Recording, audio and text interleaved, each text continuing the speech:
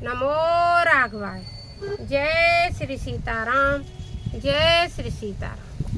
तो जब ये हम अपने जगत गुरु जी की भावार्थ बोधनी हिंदी मानस टीका का पाठ श्रवण करते हैं, आपको जैसी भी लगे आप कमेंट बॉक्स में लिख दिया करो कि हमको ये पाठ ऐसा लगा। धीरे धीरे पढ़ने से इसमें जो आनंद आता है वह रस की प्राप्ति रामचरितमानस में होती है।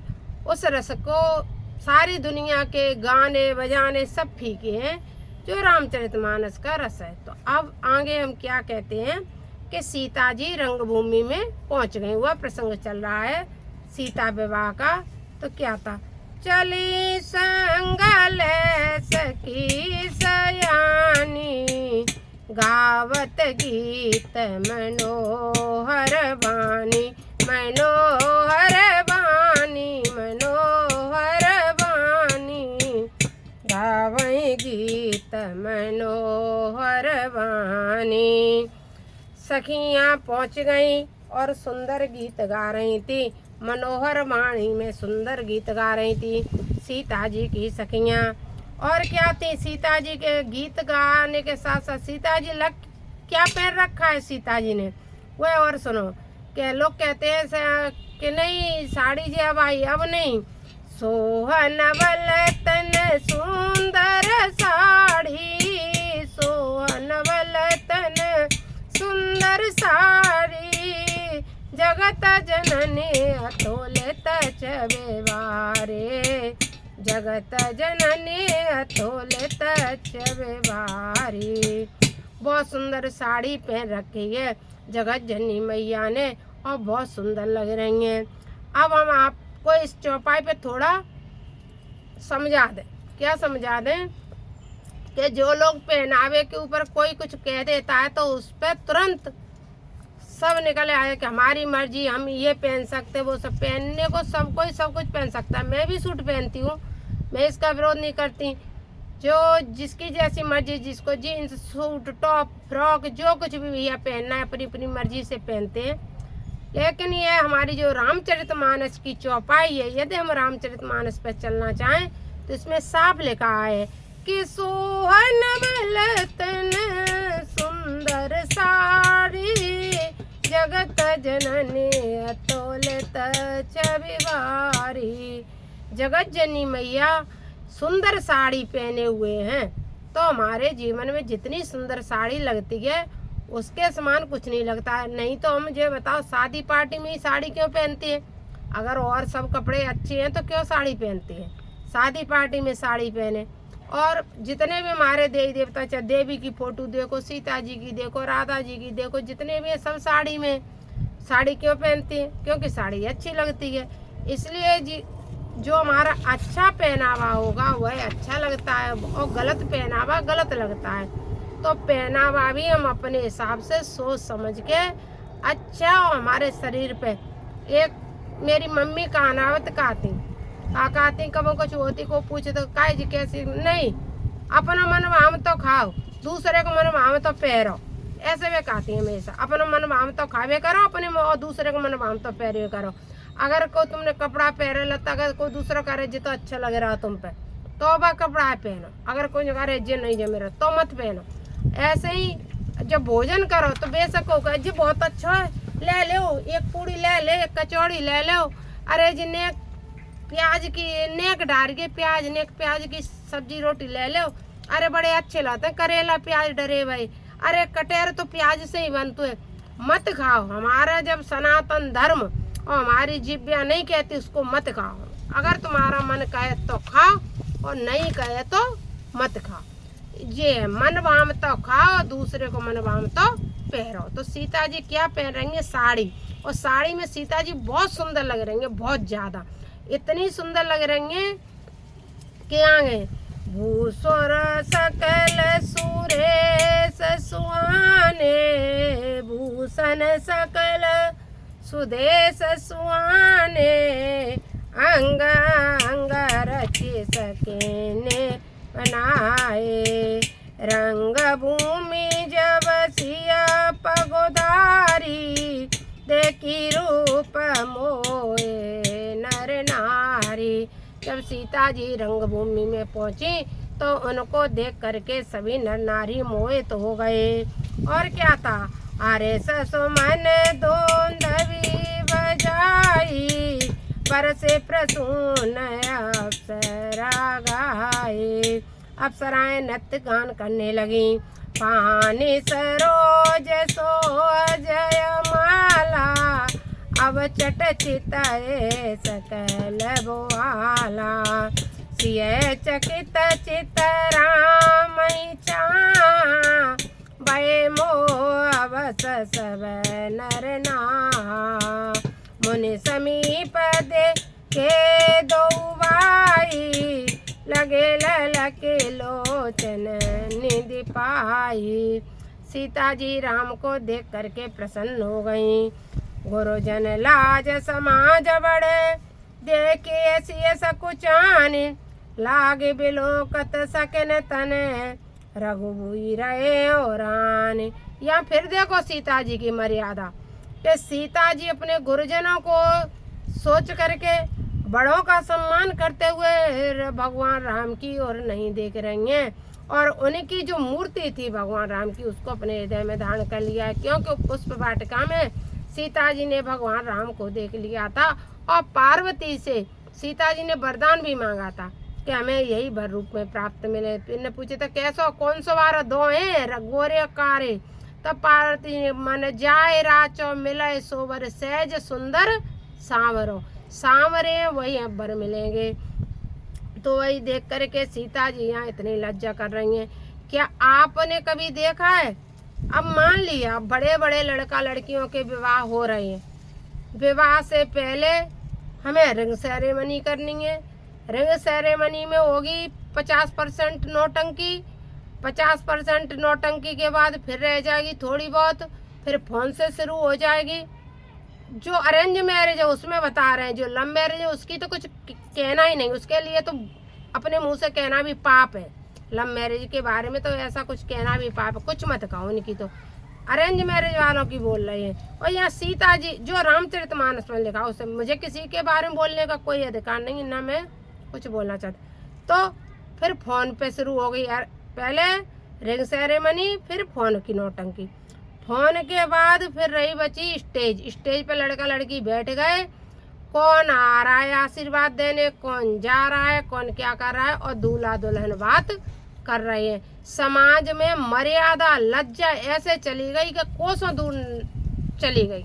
पहले हमारे समाज में लज्जा और मर्यादा इतनी होती थी कि जब कन्या और वर बैठते थे तो वो तो दूर की बात करना, ऐसे से कोई ऐसे नहीं दिखता था, इतना लज्जा और उसका समय था। अब देखो समय वही है। तो यहाँ हम वह भी बता दी कि सीता रघुवीर यानी भगवान राम की ओर देख नहीं रही हैं। थोड़ी बहुत रामचरितमानस पढ़ने से बहुत प्राप्ति तो होती है कि, लेकिन हमें समाज में किस तरह से रहना है, किस तरह से अपना बेटा बेटियों को संस्कार देना है। अरे भैया बिटिया की शादी है रही है, अगर तुम प्रेम करते हो अपनी बेटी से, बेटी भी तुमसे प्रेम करती है, तो उससे पहले ही कह दो बेटा अब हम तुम्हारी शादी कर रहे हैं, तुम उस घर में जाओगी, बेटे पति बेटवा जीवन पर्यंत तुम उनके संग रहोगी। थोड़ी देर स्टेज पे बातचीत मत करिए, अच्छो नहीं लगती। मर्यादा थोड़ी रखो, माता पिता की और सास ससुर की थोड़ी मर्यादा रहनी चाहिए। सास ससुर है एक एक परिवार में, अब तो हम देख रहे हैं ससुर खड़े रहते हैं, बहुएं कंधे पे धोती डाल के और धड़ाधड़ ससुर के सामने खड़ी रहती हैं। भैया लज्जा के मारे आंखें नीचे जमीन में गड़ जाती हैं, लेकिन मजबूर हैं। दूसरे की बहू बेटी को क्या कह सकते हैं, अपनी बहू बेटी को समझा सकते हैं। तो भैया हम तो निष्फिक्र हैं, अभी तक तो तुलसी के समक्ष बैठे हैं, बहुएं बेटियां इतना कायदा करके चल रही हैं। घूंघट ना मारो, जरूरत नहीं है, घूंघट की कोई जरूरत नहीं है, लेकिन सर पे पल्लू डाल के तो रखना ही चाहिए।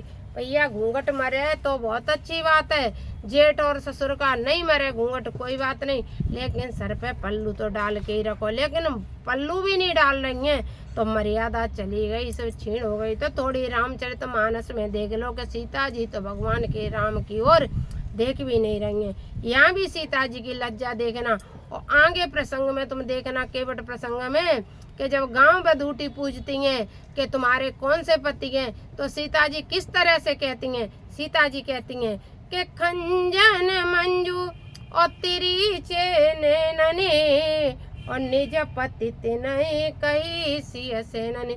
सीता जी ने ऐसे पल्लू का ओट करके और तिरछी नजर से गांव बधूटियों के कहा कि हमारे जो खंजन जैसे नैन है वही हमारे पति देव है। वहाँ भी सीता जी की मर्यादा, सीता जी मर्यादा की मूर्ति है।